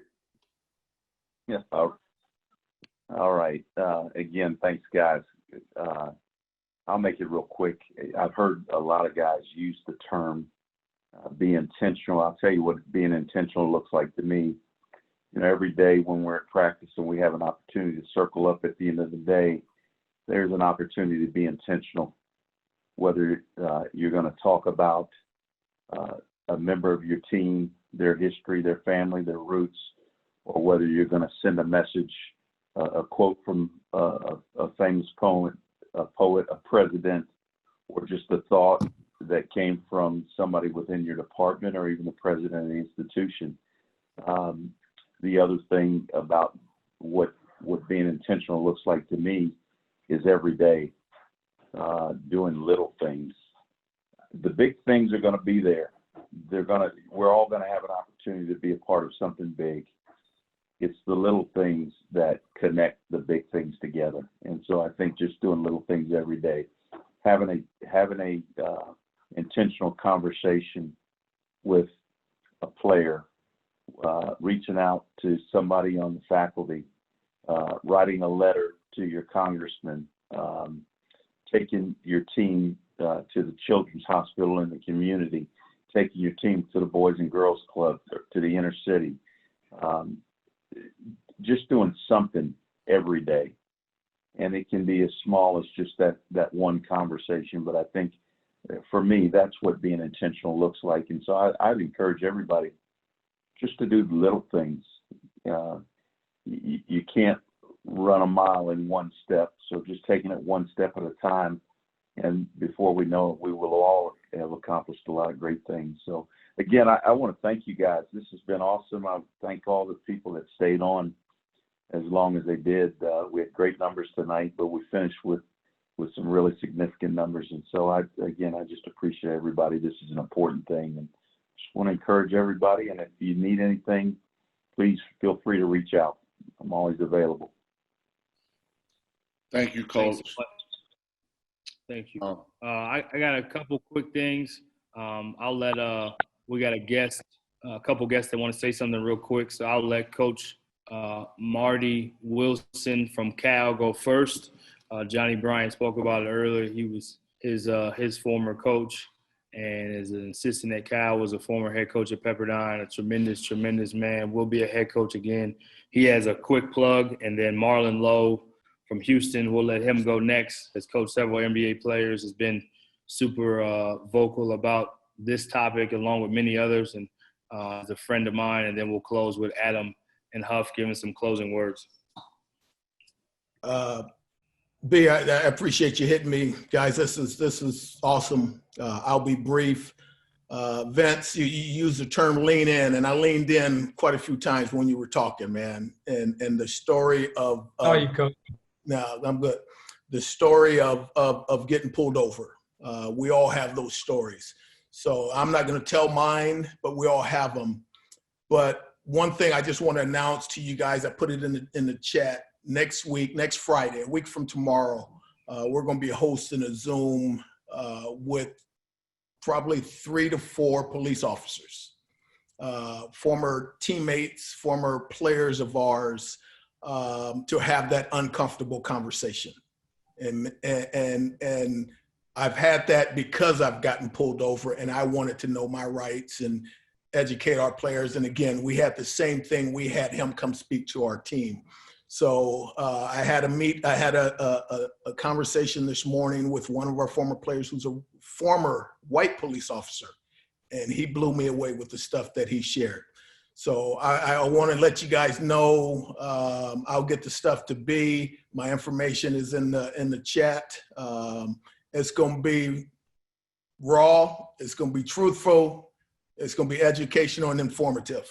And we want you guys to be a part of it because we want you to be able to educate your family, your friends, your loved ones, your players, how to get back home, as Vince said. And that's the number one thing. So I appreciate you guys. Awesome. Thanks, Coach. Marlon, you still on? Yeah, I'm here. Appreciate you staying on the whole time, man. That's that dedication right there. That's what I love about you. No, it's my pleasure. I enjoyed it, man. I'll be brief, hopefully about a minute and a half at most. But what I'll say is this: charge it to my head, not to my heart. I got some young guys coming up, my sons. If I say something that people don't agree with, hopefully you might still recruit them because you ain't recruiting me, but just say that. But what comes to mind throughout, we can give all the credit to everybody. We can echo all of that. But from an outsider, I'm an outsider. I think of this that was not kind of mentioned: Tony Bland, Book Richardson, Lamont Evans, Chuck Person, Andre McGee, Merle Code. We haven't talked about these guys. How did they get caught up in this system? It's a system. What happened to them? How are other guys still coaching? Yet these guys, in order to keep their job, something happened. Jason said it. He was great. I heard him. I waited. Everybody got something out from everybody's conversation, but I really appreciated what Jason said. Burton said was the system is there's no black president. There's no black ADs. So many of these coaches, in my opinion, a lot of people on here they're being PC. They don't know what you're going to say when you leave this place, to who you're going to say it to. And so some of these guys were being PC. Not everybody, but some were. Because it's not like LaVelle Moulton when he had on ESPN a few weeks ago and spoke great, right? He has a black AD. He has a black president. He doesn't have to worry about losing his job. He knows that there's a support group behind him. And I think that when we don't talk about the system itself, about what's happening and how do we get to this place, and it fails to, we've done it's been some great conversations, but I think that in my opinion, it's really got to get a lot deeper, guys. Like, we said at the beginning, like, it's a right or wrong thing. It's not a black or white thing. Well, I get that. But let's say it's a right and wrong thing, and it is a black and white thing. Because you say, who owns the media? Who owns the TV and radio? Who runs college basketball? Who lost their jobs? Who's paid the most? So that tells you where a lot of people are at. And so you've got to work through that. And it's not, I don't want to be a college coach. I respect everybody that's doing their job, because many times you're away from your families. As I conclude here, I just say sometimes it's like, are you willing to give, or if it's really about trying to do what's right, are you willing to give up something that you have for your family in order to give somebody else the opportunity? So these are a lot of questions, and I'll sit back. I enjoyed it, man. I appreciate y'all giving me an opportunity to just throw some things out there, but it's a lot more that has to be discussed, and I'm sure that y'all gonna go down that road. But I just didn't want those guys' names to not be talked about, because they went through a lot, and they've actually spent some, Book and Merle, they spent some time in prison behind that. So just by doing their job for their coach, for their their head coach. So I appreciate it. I know y'all got a lot more to do, but thank you again. No, that was big time, Marlon. I appreciate you adding that to the conversation. That's part of the real we have to talk about. And one thing me and you earlier, and you said this, and I won't forget this. You said it's not about symbolic change, but about tangible change. So we got to keep pushing for that tangible change, and not just something that's symbolism that makes us feel like a street was named after somebody important that was Black in history, or Black Lives Matter Avenue. Those things don't affect our lives to be better. It's a great symbol. It's a great gesture, but it's not true change. So appreciate you adding that input, Marlon. Appreciate everybody for coming on. We'll let Adam and Coach Huff kind of close it out. Adam, I'll let you go last. Since it's your deal. I was about to say the same thing to you. I just want everybody, if you're trying to get something with your teams, connect with Travis Williams. I think he's on here listed as HBCU All-Star Experience. He has a Coaches for Change movement that he started in Atlanta, but he's partnered with all the lawyers and African-American historians that are kind of handling some of the big-time, high-profile cases, the George Floyd, Rashad Brooks, Breonna Taylor's. He's willing to get those people to lend a voice and a platform to help educate, inform, and empower your student athletes. So get with him if that's something you're interested in and trying to transform and empower your team and enact change. Adam, the floor is yours. Thanks, Huff, and thanks again to Brian for putting this all together. This was phenomenal. Appreciate all you guys being on here for 4 hours. Like I said at the beginning, it is really encouraging to see, 3 weeks later or whatever, we had a great turnout that first one, and we have a great turnout again tonight. And it was interesting to hear the conversations. Huff, maybe you agree or not, but like when we did this a few weeks ago, June 2nd or whatever, obviously there was a lot of anger in that conversation, rightfully so. And tonight it was a little less anger, a little more, not more determination. There's determination there too, but like people committed to action and sticking with it. And we're certainly committed to keeping this conversation going. Vince, I thought you had a great idea coming back, a month later, bringing 2 more people to the conversation, maybe an AD, maybe a player. But we're committed to do whatever we need to do. So again, thank you guys for being here. Brian, thanks for putting this together. And everybody stay safe out there. And anything we can do, don't hesitate to ask.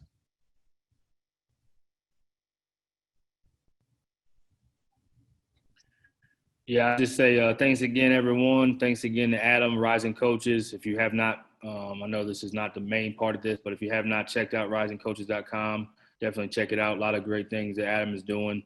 And let's just not get fatigued. Let's keep loving. Let's keep being intentional. Let's not get fatigued with this topic, and let's not get fatigued with the difficult conversation. Continue to educate and empower. And that being said, thanks everyone, and we'll make sure everyone gets access to this YouTube link as well.